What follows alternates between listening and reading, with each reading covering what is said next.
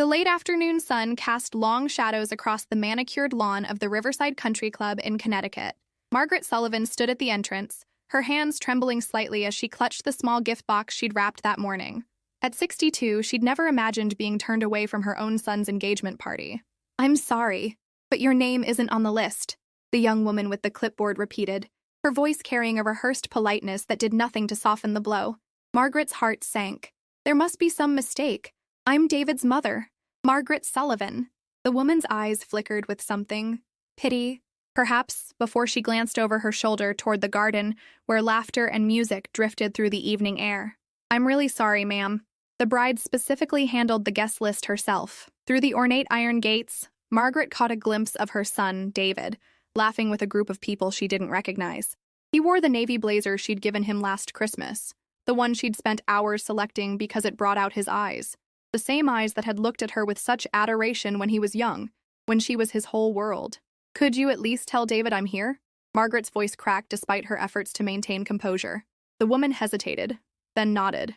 "Wait here, please." Margaret watched as the young woman navigated through the clusters of elegantly dressed guests.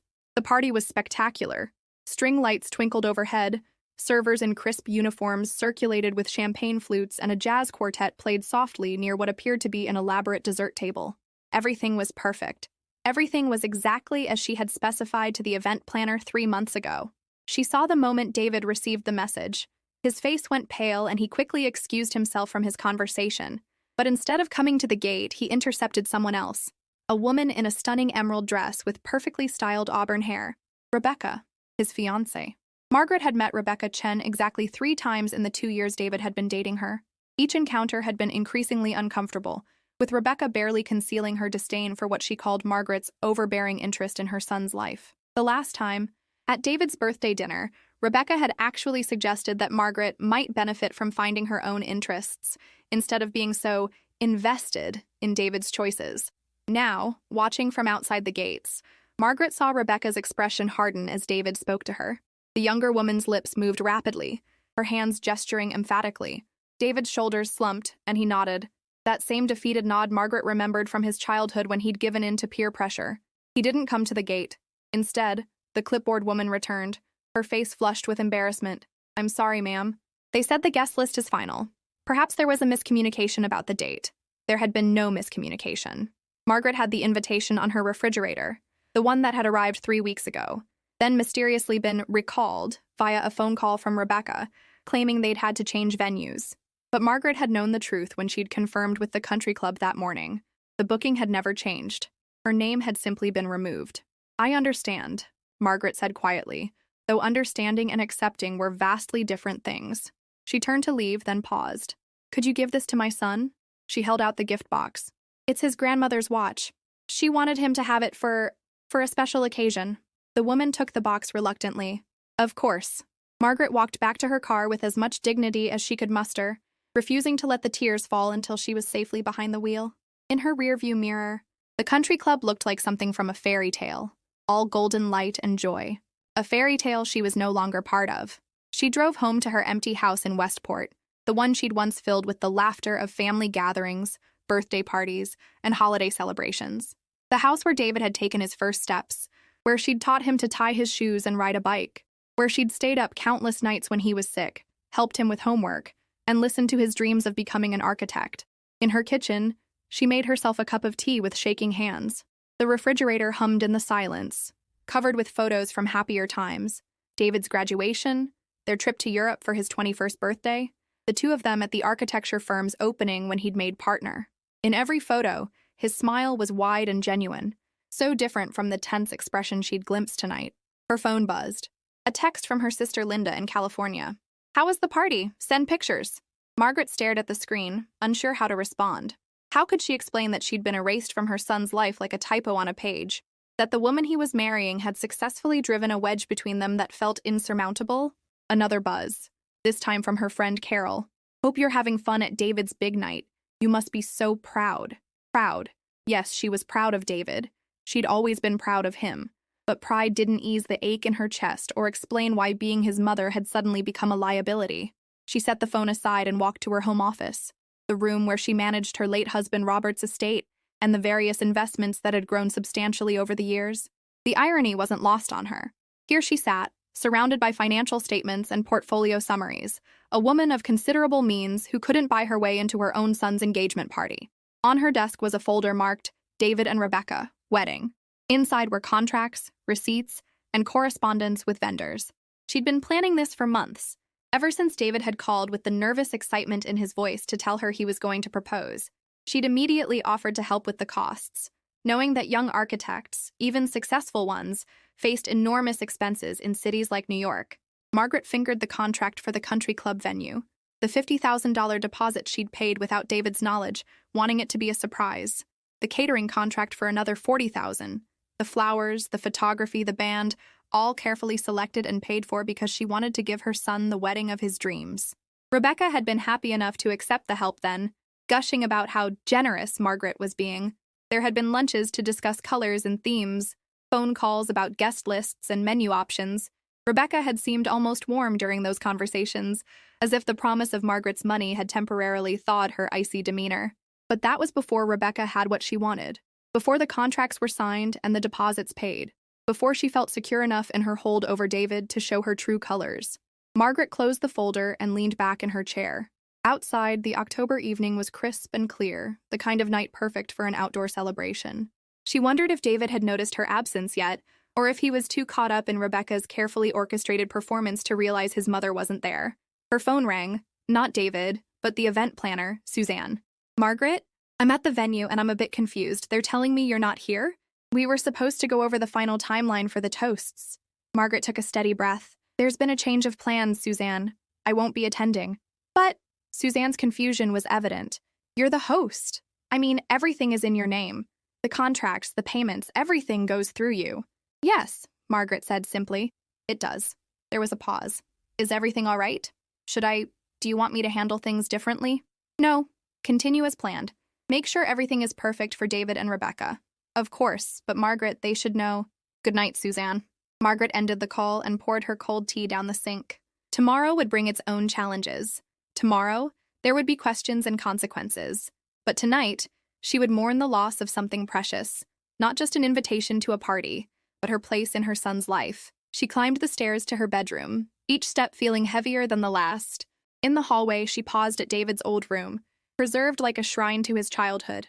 Baseball trophies, architectural models, photos of mother and son through the years, all testaments to a relationship that had once been everything. Now, it seemed, it was nothing at all. As she prepared for bed, Margaret made a decision. She wouldn't chase after David, wouldn't beg for inclusion in his life. She'd raised him to be independent after all, perhaps too independent, but she also wouldn't continue to finance a future she wasn't welcome to be part of. Tomorrow, she would make some calls. Tomorrow, the truth would have its day.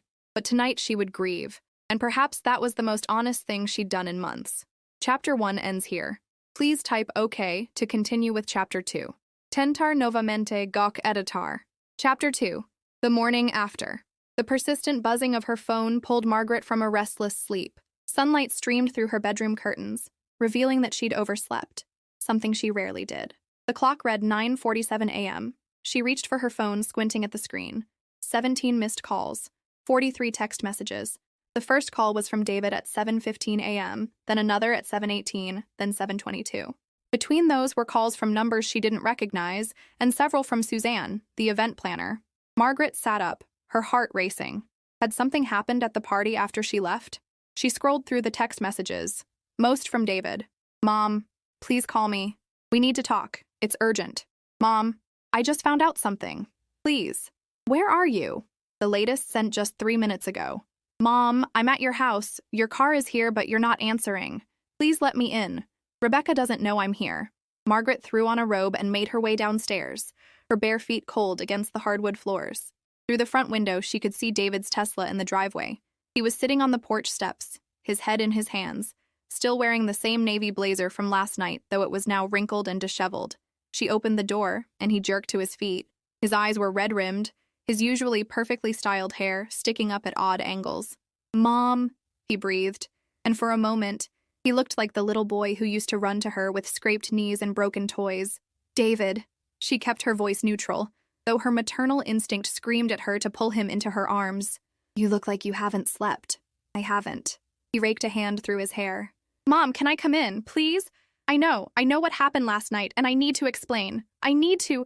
God, I've been such an idiot. Margaret stepped aside, allowing him entry. He followed her to the kitchen, where she busied herself making coffee, needing the familiar ritual to steady her nerves. Rebecca doesn't know you're here, she observed, repeating his text.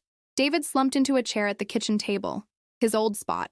No, she thinks I'm at the gym. Mom, His voice cracked. Last night, after the party, Suzanne pulled me aside.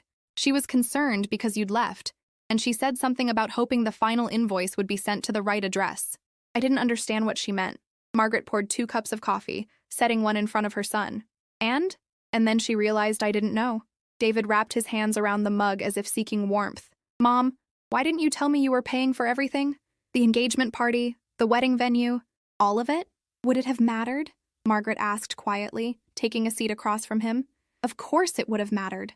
David's voice rose. Then he caught himself, lowering it again. I thought, Rebecca told me her parents were covering the engagement party as a gift. She said you'd offered to help with the wedding, but that we should keep it small, that we didn't need. He stopped, the color draining from his face. Oh God. She knew, didn't she? She knew you were paying and she… Yes, Margaret said simply. She knew. David pushed back from the table, pacing to the window. The guest list. She said we had to keep it small, that the venue had limited capacity. But Suzanne said you'd paid for a party of 200. There were maybe 100 people there last night. All from her side, I'm assuming? He nodded miserably. Her family, her friends from college, her colleagues. She said… He turned to face her, and the pain in his eyes was almost unbearable to witness.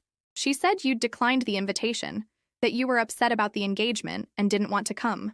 Margaret set down her coffee cup carefully, afraid she might break it if she gripped it any tighter. David, I was at the gate. The woman with the guest list turned me away. You saw me. You spoke to Rebecca, and then you chose not to come to me. I know. The words came out as a whisper. She told me you were trying to make a scene, to embarrass her in front of her family. She said if I went to you, it would ruin everything, that you were trying to manipulate me like you always do.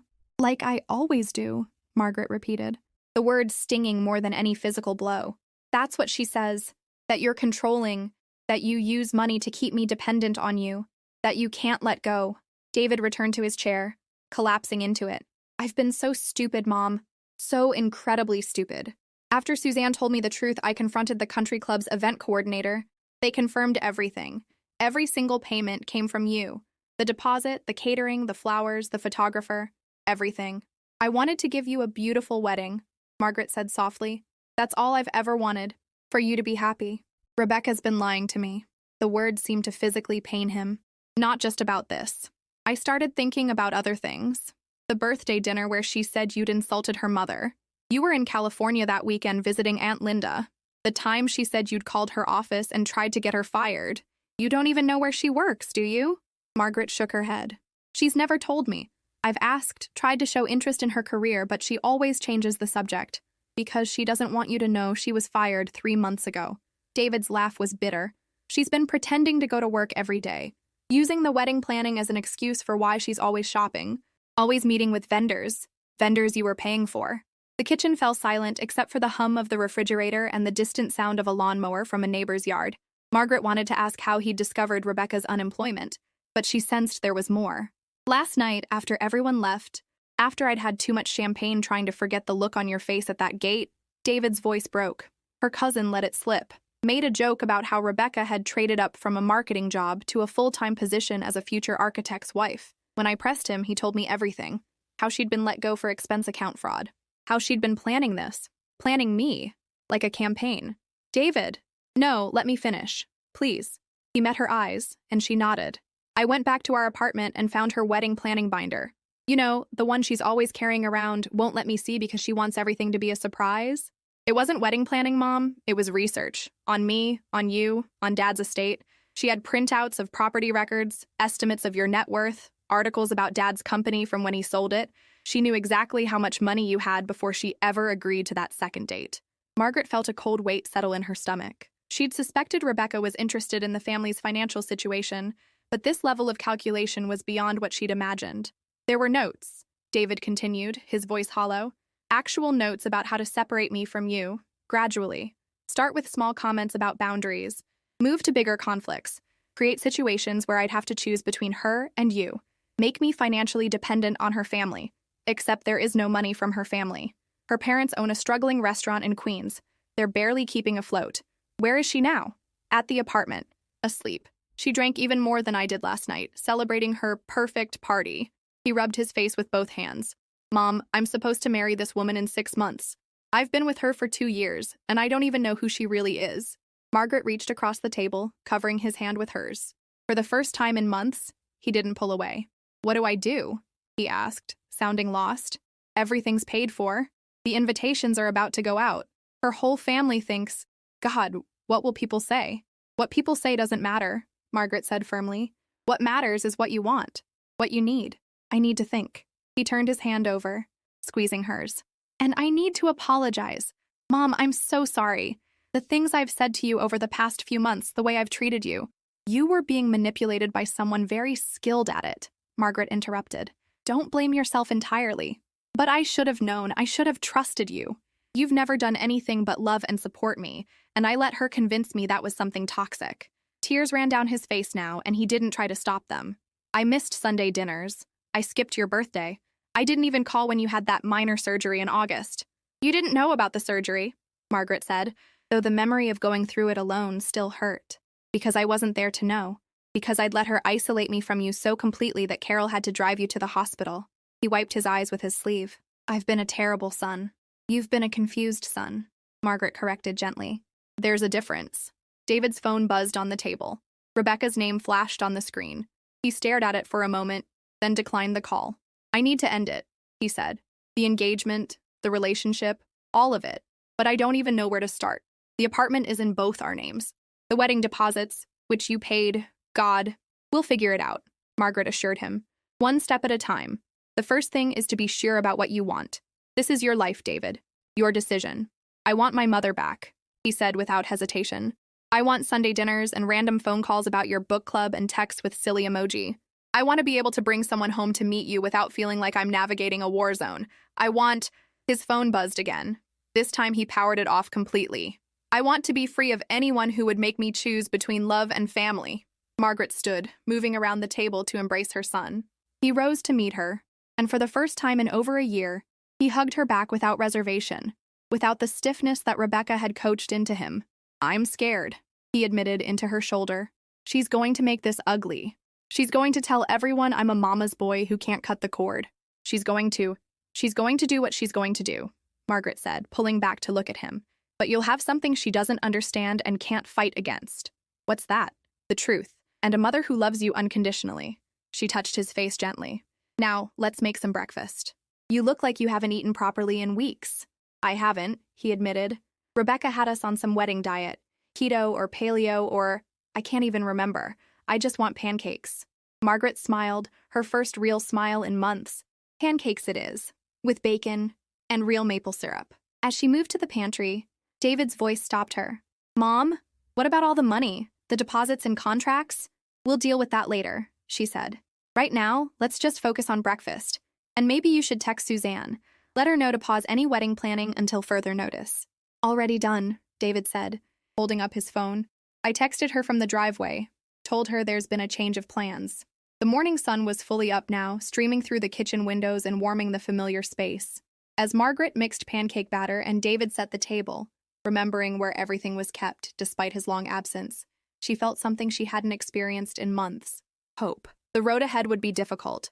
Rebecca wouldn't go quietly, and there would be emotional and financial fallout to navigate. But for now, in this moment, her son was home. That was enough. That was everything. Chapter 2 ends here. Please type OK to continue with Chapter 3.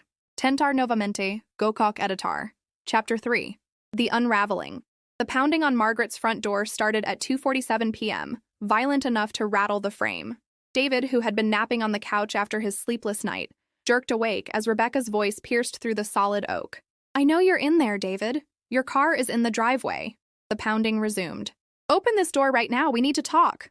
Margaret emerged from her study, where she'd been on the phone with her lawyer. She and David exchanged glances. I should handle this, David said, though his face had gone pale. Not alone, Margaret replied firmly. This is my home. If she wants to have this conversation here, then I'll be present. David nodded, seeming relieved. He walked to the door, taking a deep breath before opening it. Rebecca stood on the threshold, her usually immaculate appearance in disarray. Her hair was pulled back in a messy bun, her designer workout clothes wrinkled as if she'd slept in them. Her eyes, however, blazed with fury. 6 hours, David. You've been gone for 6 hours without answering your phone. She tried to push past him into the house, but he held his ground. We need to talk. Alone. Anything you have to say can be said here, David replied, his voice steadier than Margaret had expected. And anything you say can be said in front of my mother. Rebecca's laugh was harsh. Of course. Running back to mommy the minute things get difficult. This is exactly what I'm talking about, David. This toxic codependency. Stop. David's voice cut through her tirade. Just stop. I know about your job. Rebecca. Or should I say, your lack of one. The color drained from Rebecca's face, but she recovered quickly. I don't know what you're talking about. Expense account fraud? David continued. 3 months of pretending to go to work? Using wedding planning as a cover story? Who told you that? Let me guess. Your precious mother has been digging into my background, trying to find dirt. Your cousin told me, last night, after you'd had too much champagne and couldn't stop bragging about the party my mother paid for. The party you told me your parents were hosting. Rebecca's mouth opened and closed, but no words came out.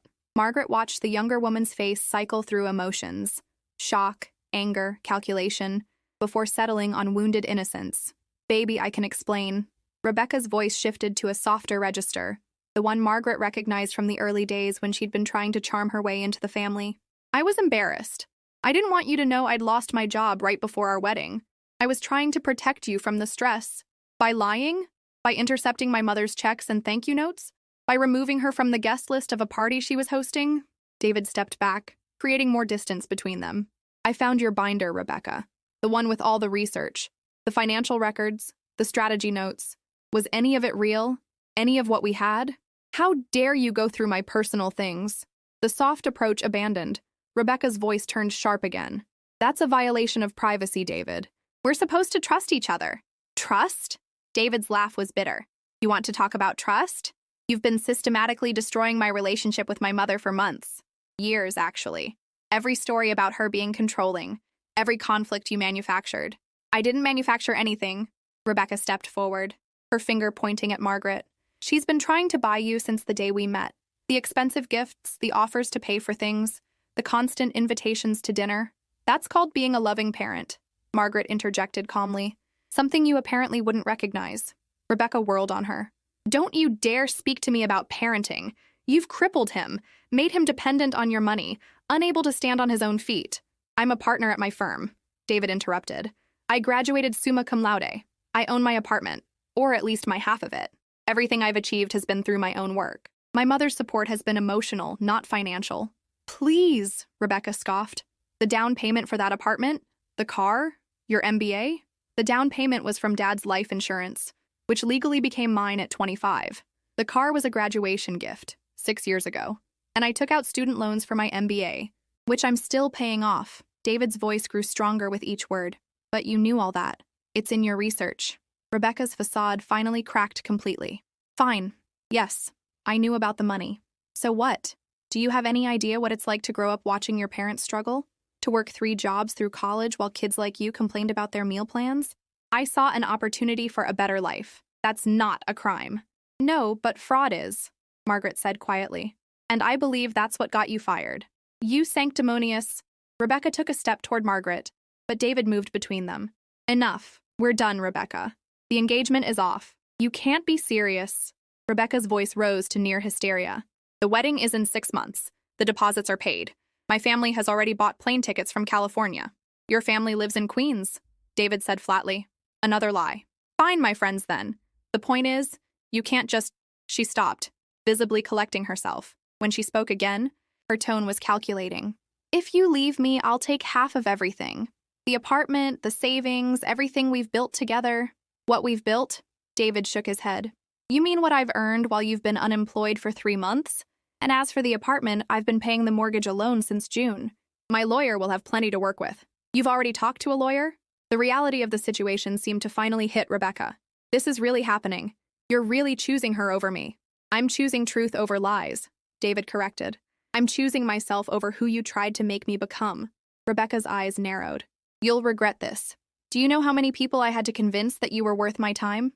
That dating a mama's boy with father issues was a good investment? Everyone warned me. Then everyone was right, David interrupted. And you should have listened. The silence stretched between them, taut as a wire. Finally, Rebecca straightened her shoulders, attempting to salvage some dignity. I'll be at the apartment until Tuesday. That gives you 3 days to find somewhere else to stay. She turned on her heel, then paused. Oh, and Margaret, I hope you're proud of yourself. You've successfully destroyed your son's chance at happiness. No woman will ever be good enough for him in your eyes. You're right, Margaret agreed calmly. No woman who lies, manipulates, and schemes her way into my son's life will ever be good enough for him.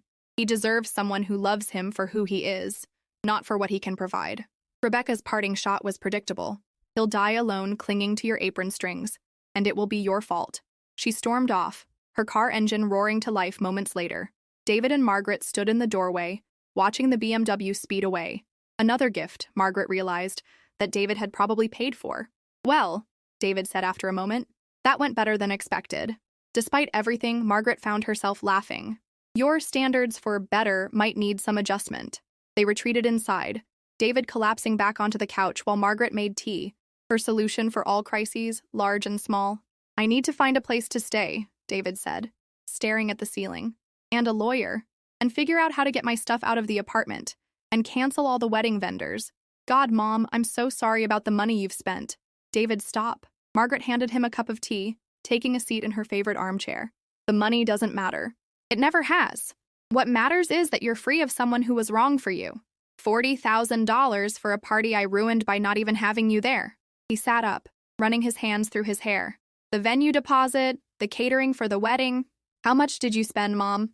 Margaret had done the calculations while he slept. Including the engagement party, about $127,000. David's teacup rattled against the saucer as he set it down. Mom, I can't. I'll pay you back, every penny. It might take time, but you'll do no such thing. Margaret's tone brooked no argument. That money was freely given, out of love. The fact that it was obtained through deception doesn't change my intention. Consider it a small price to pay for getting your life back. It's not a small price, it's a fortune. Your father left us well provided for, Margaret reminded him.